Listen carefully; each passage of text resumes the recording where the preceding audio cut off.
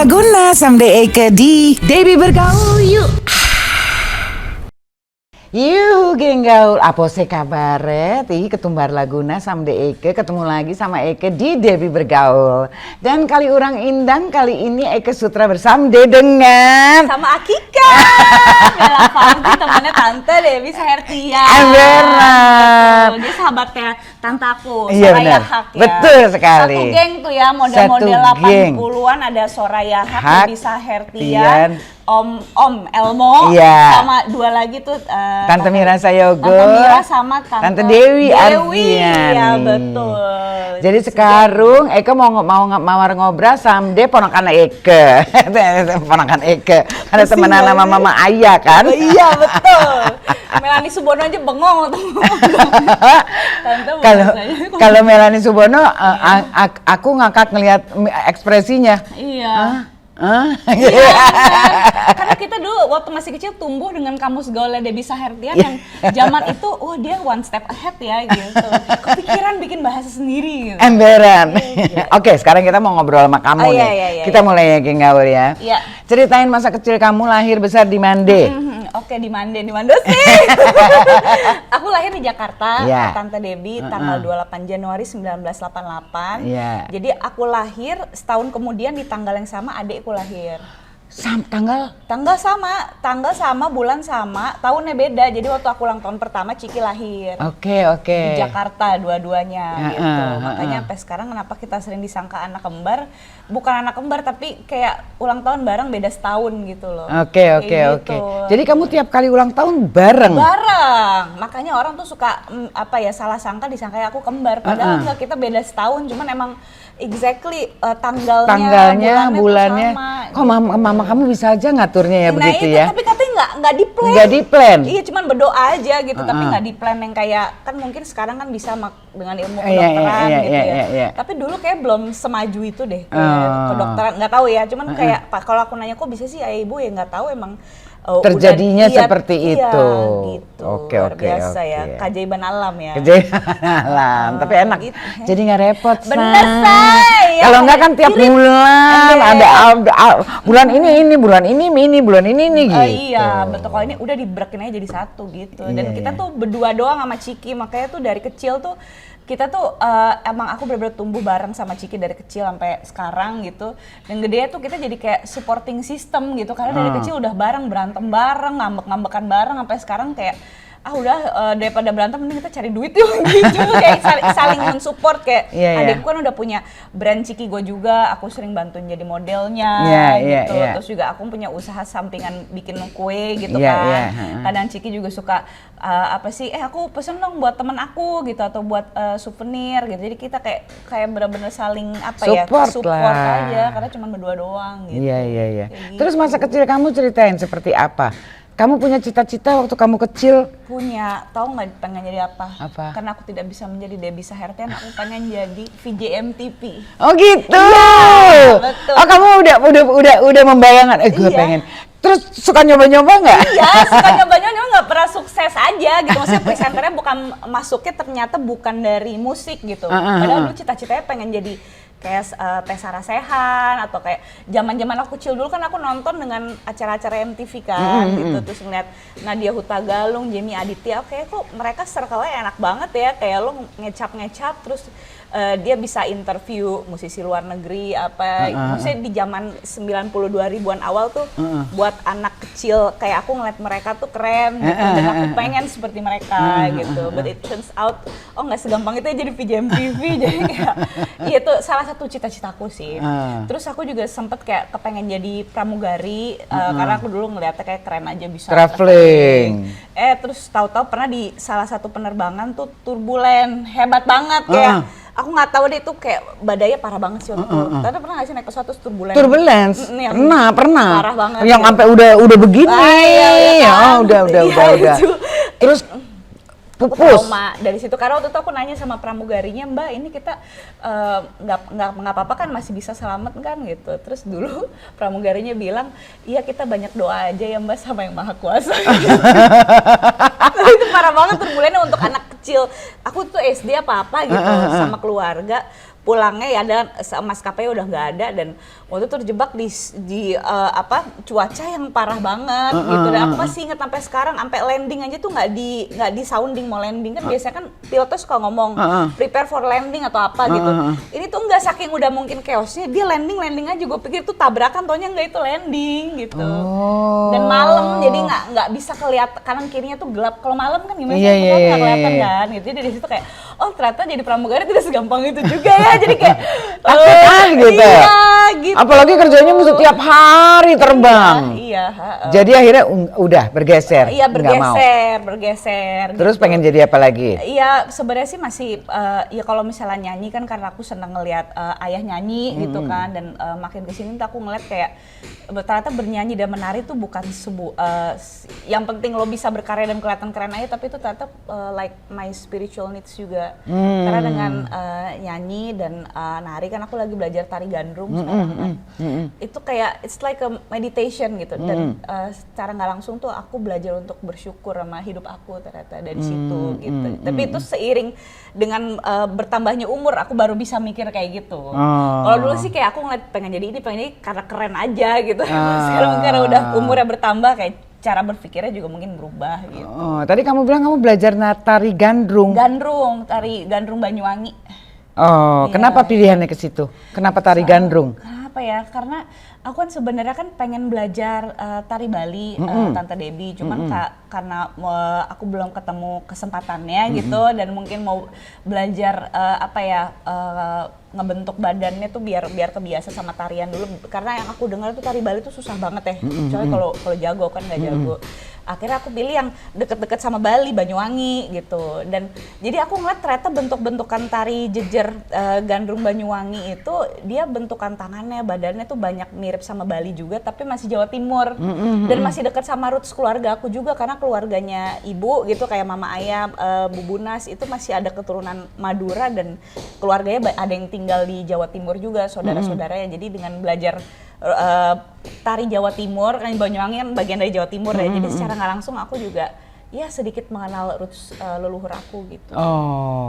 Alasannya itu ya. Iya. Jadi supaya lebih mengenal lebih dekat lagi roots keluarga kamu. Oke. Oh gitu. Soalnya kayaknya nggak ada yang suka nari tradisional. Nggak tahu ya, kalau mamanya tuh suka nggak sih dulu di Suara Mahardika ya dulu ya? Dulu kan mamanya Suara Mardika, tapi tarian modern, ya tarian ada tradisional tapi selalu di mix sama modernnya gitu.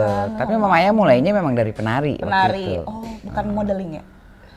Penari terus entah modeling dulu baru penari atau penari dulu baru modeling. Pokoknya aku bareng sama mama ayah itu tahun 80 waktu itu ketemunya dan terus bergaul pemilihan Rahadian Yamin Memorial Cup. Jadi Rahadian Yamin itu adalah tokoh model pada masa itu. Jadi waktu dia meninggal istrinya dan yayasannya membuat itu. Pemilihan top model. Top model, wow. Gitu. Dari yayasan itu ya? Iya, Rahadian Yamin Memorial Cup. Gitu. Jadi lebih ke modeling ya? Iya sih. Terus pengen nyinggung sedikit soal gimana kamu setelah kehilangan. Berarti kehilangan mama sudah hampir setahun ya? Oktober. Mama waktu itu Oktober ya? Iya, belum setahun sih. Belum setahun, hampir. Iya, hampir ya, setahun. Betul. Iya. Pada saat itu, kamu sorry kalau ngulang lagi, cuman aku penasaran. Orang juga masih suka pada nanya meskipun gua masih recovering ya. Iya. Kayak, aduh, soalnya penasaran gitu. Sebelum beberapa minggunya, emang gak ada tanda-tanda. Kalau jadi tuh ibu. Kalau kamu flashback gitu. Ibu itu kan kita kan udah sering ngingetin, Bu jangan kecapean ya, gitu, sempetin olahraga, terus mungkin makanannya kurangin gula dan segala macam, karena kan di umur Tante Debbie sama ibu aku tuh seumuran. Dia 62 kan. Dan ibu juga kalau masih hidup seumuran Tante Debbie. Pokoknya aku inget Tante Debbie beli Dewa Bujana sama Ibu Ica tuh seumuran. 62, right? Betul. Iya, jadi maksudnya kan ibu juga udah mulai sering ngeluh kecapean dan jalan udah nggak bisa gesit lagi kayak dulu gitu. Jadi kita udah ngingetin sih untuk hidup sehat Bu gitu. Ya meskipun kadang-kadang aku masih suka beliin ibu yang manis-manis, tapi aku juga suka beliin ibu jus gitu. Kayak kita juga perhatian sih gitu. Tapi karena mungkin ibu tuh lagi ada yang dikejar waktu itu kan, dia pengen banget dapat gelar profesor kan. Jadi aku ngeliat ibu memang berjuang sekali untuk itu gitu, karena emang menjelang akhir hidupnya tuh ibuku lebih mendedikasikan diri di dunia pendidikan. Beliau kan dosen ngajar di beberapa tempat gitu. Dan masih mobile gitu, terakhir ini aja masih ke Jogja ya sama Dila waktu itu. Jadi aku ngelihat kayaknya si ibu, oh dia masih bisa beraktivitas, berarti masih oke nih, meskipun waktu itu sempat drop juga. Ibu bilang sempat di opname kan, tapi yang cuman kayak UGD di opname sebentar terus pulang, jadi rawat jalan ya? Rawat jalan? Rawat jalan. Kalau rawat inap nginep? Iya, rawat ini jalan. enggak rawat jalan? Karena dia bilang, ibu bilang waktu itu besoknya ibu udah enakan nih, udah kuat ngajar lagi gitu. Langsung ngajar? Langsung ngajar, jadi kita juga nggak mikir yang jauh-jauh, karena biasanya yang udah kalau ibu tidak kuat, dia pasti akan ngomong dan kita akan tahu gitu, kelihatan. Kalau ini tuh kayak sempat drop, sempat diare, sempat di opname, tapi habis itu beliau waktu itu recovery lagi besokannya gitu, setelah di opname di infus gitu, dan mulai ngajar lagi biasa lagi. Jadi aku pikir meskipun gampang capek tapi masih bisa berkegiatan gitu. Ya udah, itu tuh terakhir tuh yang aku tahu, ibu sempat drop sebentar, tapi kita nggak tahu apakah terakhir cek sih ibu masih oke juga ya, maksudnya jantungnya apa segala macam gitu. Cuman emang harus jaga makan sih gitu, kayak ya gula dan garam segala macam tuh harus dibatasin gitu kan. Itu standarnya semua orang harusnya gitu. Gitu, jadi kayak ya aku sih pada saat itu yang mikir ibu cuman sakit kecapean biasa aja, karena memang beliau untuk umur segitu dengan ibu kan jarang olahraga juga, jadi emang harus diimbangi sama istirahat yang cukup gitu ya. Kalau emang lagi ngedrop ya udah terima aja ya, istirahat. Iya kan gitu. Jadi tapi aku pikir ibu pasti juga udah tahu lah kan, dia punya badannya gitu. Jadi nggak mikir sejauh itu sih. Dan kamu nggak lihat tanda-tanda apapun? Atau waktu itu dia begini ya, pantesan aku kok ngerasa gitu, nggak ada ya? Iya, mungkin kayak lebih ke kayak pesan-pesan tersirat sih. Kayak misalnya kalau misalnya nanti ibu nggak ada, tetap urus keluarga ya, jaga rumah, jaga kebersihan rumah. Karena kan ibu kan turunan Belanda ya kan. Iya. Lebih turunan Belanda sama, juga ya. Turunan Belanda. Iya, biasanya kalau Belanda itu kan very neat, very kayak dia nggak bisa ngeliat ada debu dikit gitu. Dan dia pengen didikan ibu tentang kebersihan itu tetap diterusin sama keluarganya gitu. Nah, tapi itu ngomongnya khusus atau sambil lalu kayak lagi ngapain? Ibu sering ngomong kayak gitu. Di keluarga ibuku tuh kayak udah biasa gitu loh. Adik-adiknya juga sama. Jadi ibu tuh beberapa tahun belakangan tuh ibu emang udah sering ngomong, nanti kalau misalnya ibu udah nggak ada, urusin tanaman ya, urusin rumah ya gitu. Kamu nggak kepikir apaan sih ibu ngomong? Iya, kita kayak gitu, kayak ibu apaan sih, ya ntar aja kali, nggak usah sekarang juga, nggak usah cepet-cepet kali gitu.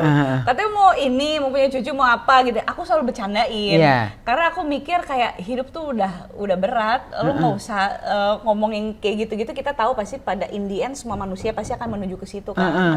Maksudnya like while you're still alive, like just enjoy gitu. Juga ibu masih ada aku, masih ada ayah dan Ciki, kita tuh care sama ibu. Jadi maksudnya ya ngomong kayak gitu kan, orang mana ada yang siap sih ya kan. Meskipun kita tahu kita akan ke situ. Jadi karena ibu udah sering ngomong kayak gitu, dan aku ngeliat adik-adiknya juga kayak gitu, kayak mama ayah, Bu Bunas tuh juga kayak kalau ngomongin kayak tentang kematian atau death tuh biasa aja gitu. Semua manusia juga pasti akan mati kok gitu. Mama ayah nih kemarin kan waktu photoshoot sama Ciki juga sama kayak ibu tuh, emang beda packaging tapi sebenarnya sama aja kayak. Mama ayah masih ngomong kayak gitu tiba-tiba, Bella nanti kalau mama ayah udah nggak ada, barang-barang mama ayah buat kamu aja ya, soalnya Didi beda gayanya sama mama ayah gitu. Terus kayak Ciki kan kayak astagfirullah mama ayah gitu kan. mulai nih gitu.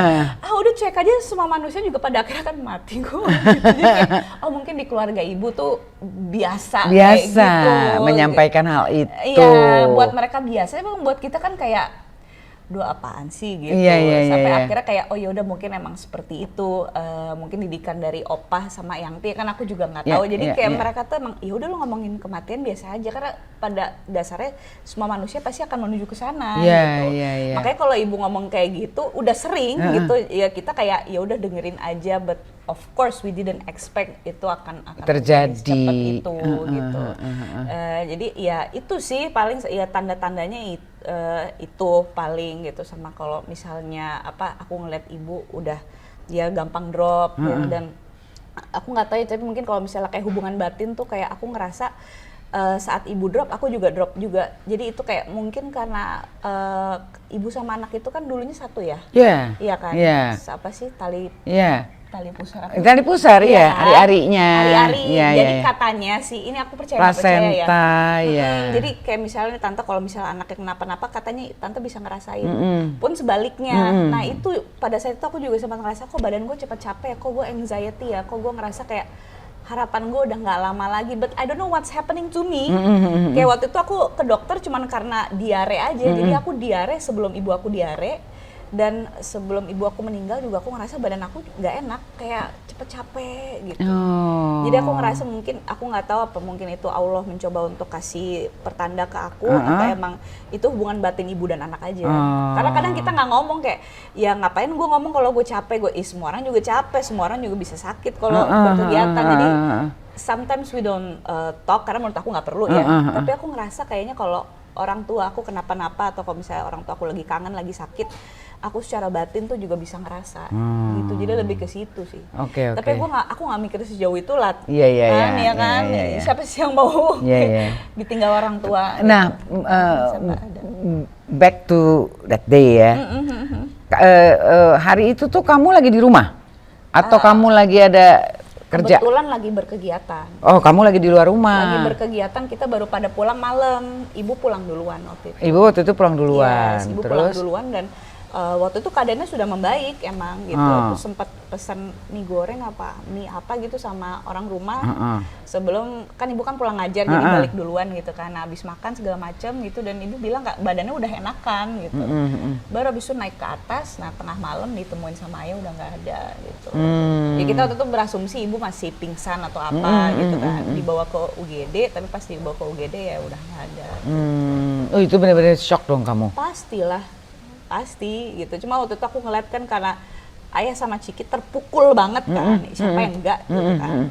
Dan aku ngerasa ini kayaknya harus banyak hal yang diurus nih gitu. Aku sedih waktu itu, aku hancur, apalagi ngeliat keluarga aku kayak gitu, siapa sih yang nggak hancur gitu.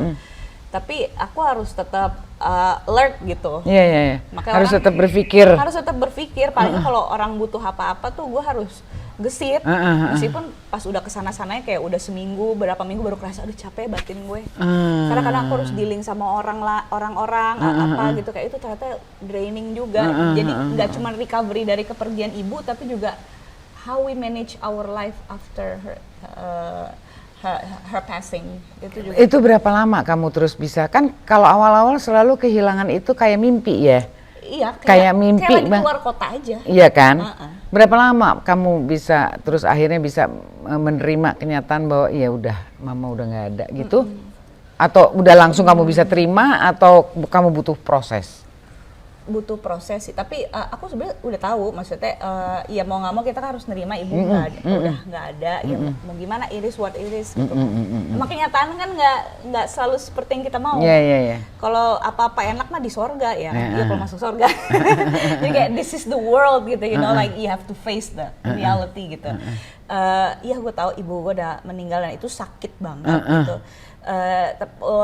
Mungkin lebih ke kayak proses untuk menerima rasa sakit itu ternyata yang lebih melelahkan, dan itu yang masih aku working on it even until sampai sekarang ya. Masih gini juga. Masih kadang-kadang keinget gitu, kadang-kadang berusaha ngelupain tapi nggak bisa dibohongin. Pasti.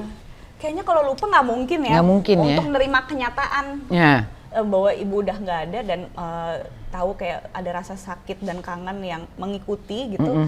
Perasaan itu harus bisa kita terima. Ya udah, emang ini kenyataan nenek, itu yang butuh proses gitu. Kalau kenyataan kan mau kita terima nggak terima kan ya itu udah terjadi. You don't like it or not, ya udah, this is the reality gitu. Untuk bisa menerima itu gitu, prosesnya sampai sekarang aku masih berjuang sih gitu. Tapi ya udah, kalau kayak gitu aku mikir yang penting kayak kita dan aku yakin ayah sama Ciki juga terus kirim doa sama ibu, nggak pernah putus, apalagi ayah gitu ya, tiap abis subuh tuh rutin kita doain ibu, terus ayah juga suka ngaji sama Ciki, aku juga. Jadi aku berharap itu yang akan menemani ibu di alam barzah sana gitu. Jadi ya amin. akhirnya aku mikir yang penting ibu gue happy deh gitu. Bahkan waktu ibu baru meninggal gitu, waktu sebelum dikubur, aku pengen ngomong, Bu, oh gini amat sih Bu gitu. Akhirnya gue relate sama Sal Priadi, kan gak enak banget ya. Tau kan lagu Sal Priadi? Yang mana tuh? Ada, tanya sama dia. Gala bunga. Oh, Gala Bunga Matahari. Aduh Bu, gue Wah, itu kan dark banget kan. Iya. Bu, waduh gue nggak expect nih gue akan relate dengan lagu di secepet ini Bu, ya kan. Kok mau pergi kagak pamit-pamit gitu amat kalau mau pergi ya kan. Sampai aku juga ngomong ya Allah gini amat ya gitu. Tapi akhirnya aku mikir lagi kayaknya emang mungkin ibu ini mungkin lebih baik buat ibu meskipun pahit ya. Cuman mungkin di sana ibu bisa lebih tenang, lebih damai gitu, badannya udah nggak sakit-sakit lagi gitu kan. Ya dia, aku berharap ibu berada di tempat yang jauh lebih baik lah. Kalau emang ibu ngerasa ibu lebih happy, ibu tenang, ibu damai di sana, ya udah aku harus ikhlas juga. Yang penting ibu happy ya. Dalam hati aku ngomong kayak gitu sama jasadnya ibuku, Bu, ibu harus happy ya. Pokoknya awas kalau ibu nggak happy, aku doain ibu happy gitu. Kalau perlu gue sumpahin di doa gue, ya Allah, gue pengen ibu gue bahagia gitu. Amin. Gitu, Kita doain aku aja yang deh penting pokoknya orang ya. tua bahagia aja lah. Betul. Pokoknya jangan sampai dosa-dosa yang gue bikin tuh ibu gue yang nanggung. Gue pengen ibu tuh orang baik, jadi muliakanlah ibu sebagaimana seharusnya, karena she deserve the best place in Jannah gitu. Amin. Aku Kita ikut anak mendoakan, ya gitu. betul. Kita ikut mendoakan pokoknya ya. Semoga almarhumah Ica tenang dan bahagia, damai di sisinya. Karena kayaknya seberusaha-berusahanya anak mengasihi orang tua, kayaknya nggak bisa ngebales jasa ibu ya. Jasa ibu. Ya, jadi kayaknya emang aku nggak akan mungkin, aku sangat berutang budi pasti sama ibuku karena beliau melahirkan aku ke dunia. Cuman aku juga sadar dengan usaha aku kayaknya aku nggak akan pernah bisa ngebalas jasanya ibu ke aku gitu. Jadi ya udah doa aja. Betul.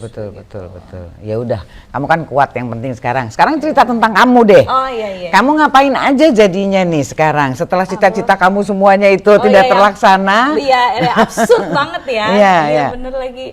Aku alhamdulillah ya ini sih ya karena suka ngeliat Tante Debbie juga gitu. Jadi salah satu pekerjaan aku presenter. Aku MC itu alhamdulillah masih sampai sekarang, karena kan background aku dulu dari jurnalis kan.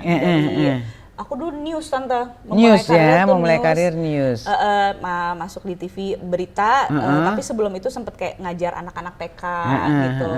Terus ya udah karena masuk di dunia advertising, akhirnya keterusan tuh sampai sekarang. Dan aku ngerasa dengan pekerjaan aku sebagai MC dan presenter nih, aku bisa kenal banyak orang dan bisa mengembangkan karir ke berbagai bidang juga, karena kan ketemu orang macam-macam gitu. Jadi sekarang tuh ya masih sih kayak bikin konten, terus kalau misalnya siaran juga masih gitu sesekali. Aku pernah kerja bareng sama Dese jadi MC-nya ya, kita mengisi acara. Ini model. Cica loh Dese MC-nya. Perbendaharaan kata kamu banyak. Masya Allah. Terus kamu tidak terbata-bata, kamu lancar-lancar aja membawakan acaranya gitu. Karena orang-orangnya juga baik Tante. Jadi aku makin kesini makin belajar bahwa sebenarnya MC itu emang sih dia harus bisa faking it, untuk orang-orang nggak kenal dia harus bisa hangat. Tapi yang aku rasakan pada saat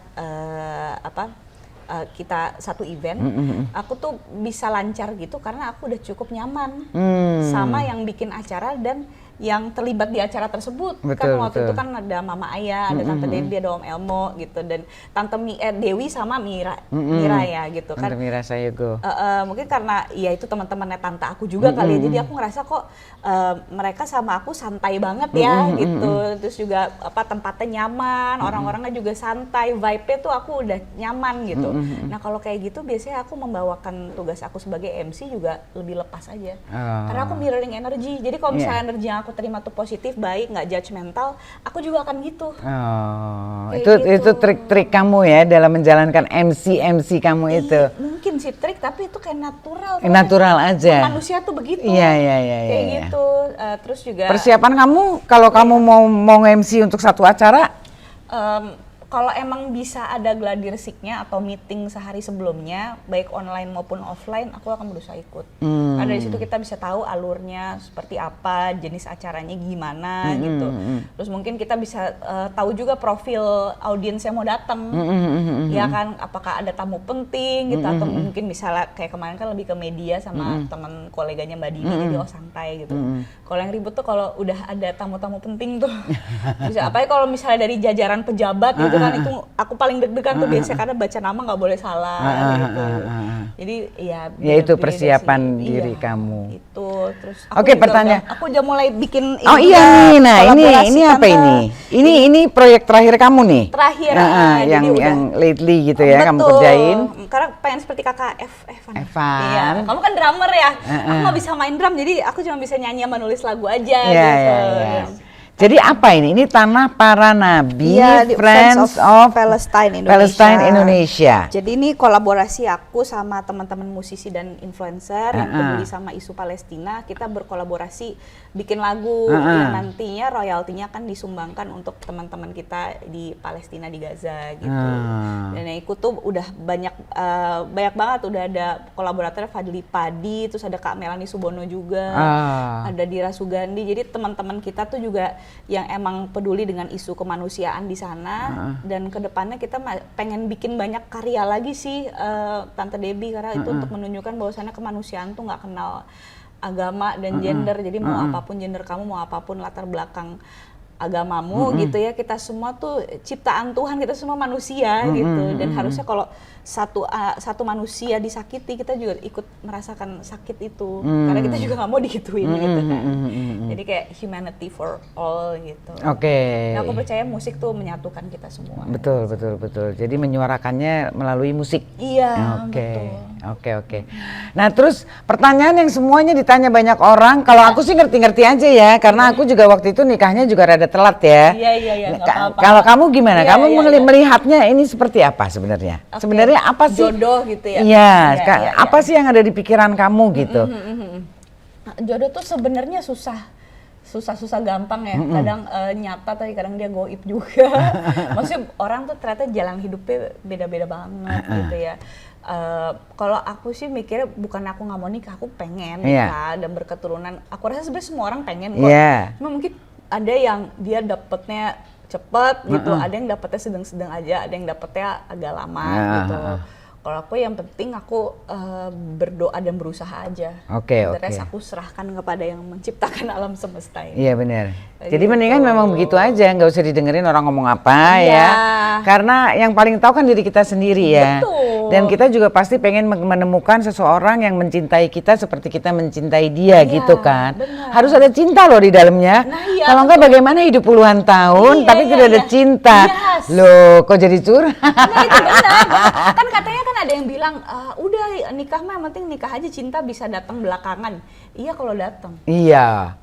Kalau enggak makin parah ya. Iya, makanya. Jadi harus ada cinta di dalamnya ya dalam satu perkawinan. Karena bayangin aja, bangun tidur kita melek mata lihat dia. Lagi kesel lihat dia. Lagi seneng lihat dia. Kalau nggak ada cinta di dalamnya kan susah ya, Say. Iya, benar. Maksudnya kita kan pengen kalau udah nikah kan ya udah bareng dia. Kalau udah nikah bareng sama yang lain ngapain nikah? Iya benar-benar. Ya udah aku doain deh pokoknya. Ya aku ikut mendoakan. Pokoknya kamu diberikan jodoh yang setara. Amin. Untuk kamu ya, bisa mendampingi kamu sepanjang hidup kamu. Amin. Itu doa aku juga, makasih ya. Oke, kalau gitu udah nih obrolan kita siap. Abis ini gantian loh. Eka yang ditanya sama Dese. Pertanyaan aku nggak sekeren Tante Debbie, senior aku nih. Thank you for everything ya. Thank you for being yourself and being kind. Amin, thank you. Kamu juga. Amin. Sehat selalu pokoknya. Amin Tante. Subscribe Debbie Sahertian Official. Debbie Bergaul. Oke, thank you Minyak dah. Terima kasih banyak dah. Thank you.